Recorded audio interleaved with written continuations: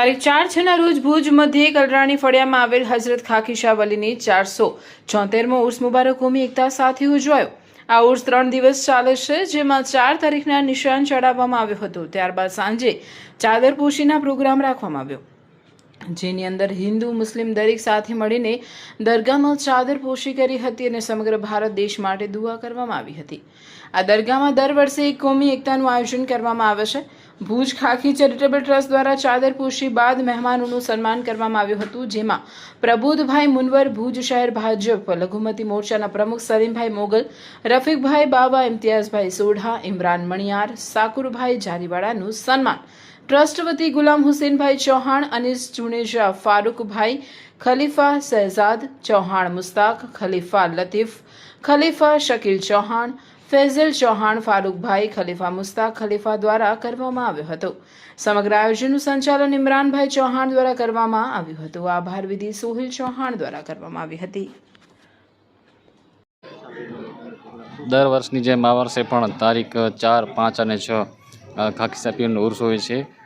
દર વર્ષની જેમ ઇસ્લામી તારીખ બકરા ઈદ પાછળ 4 દિવસની 17મી અમારી કહેવાય ત્યારે નિશાન ચડાવવામાં આવે છે। ત્યારબાદ બીજા દિવસે ચાદરપોશીનો કાર્યક્રમ હોય છે અને ત્રીજા દિવસે બહેનો માટેનો તકરીરનો પ્રોગ્રામ અને ન્યાજનો પ્રોગ્રામ હોય છે।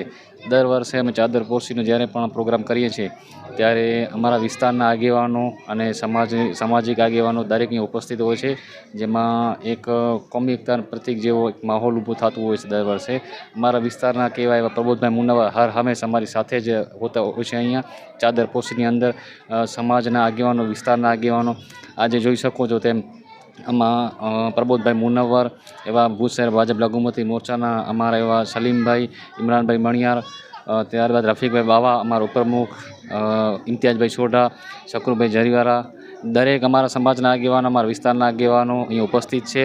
બધાનું સાલથી સન્માન કરી અને પ્રોગ્રામ સારી રીતે અમે સફળ બનાવી।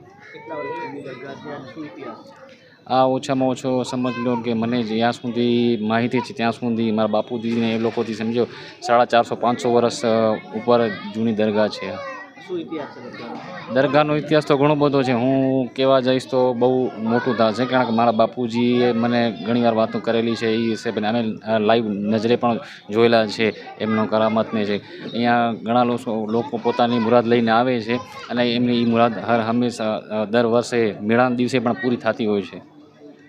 કચ્છનો પાટનગર એટલે ભુજ શહેર, અને ભુજ શહેર એક એવું શહેર કે આખા કચ્છને પ્રેરણા પૂરી પાડે। એ પછી સામાજિક કાર્યક્રમો હોય, ધાર્મિક કાર્યક્રમો હોય, કોઈ પણ કાર્યક્રમ હોય, એ ભુજ શહેર આખા કચ્છને પ્રેરણા પૂરી પાડે। આવા એક ભુજ શહેરની અંદર અમારો ભીડ વિસ્તાર આવેલો છે, એમાં પણ કમલાની ફળિયાની અંદર ખાકી શાહ પીરની દરગાહ આવેલી છે। મને લાગે છે આ દરગાહ 400-450 વર્ષ જૂની છે ને છેલ્લા ઘણા વર્ષથી હું પણ જે ચાદરપોશીનો કાર્યક્રમ હોય એમાં મને પણ સહભાગી થવાનો મોકો આ ફળિયાના યુવાનોએ અને રહેવાસીઓ મને આપ્યો છે, એટલે હું પણ સહભાગી માનું છું।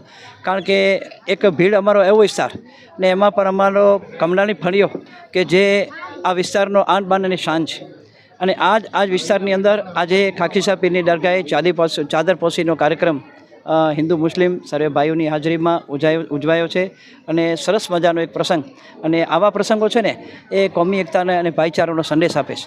એટલે આવા કાર્યક્રમો યોજવા જોઈએ અને યોજાતા રહે। આજે ખાકી શાહ પીરની દરગાહ પ્રસંગે હું સૌ ભાઈ બહેનોને શુભેચ્છાઓ પાઠવું છું।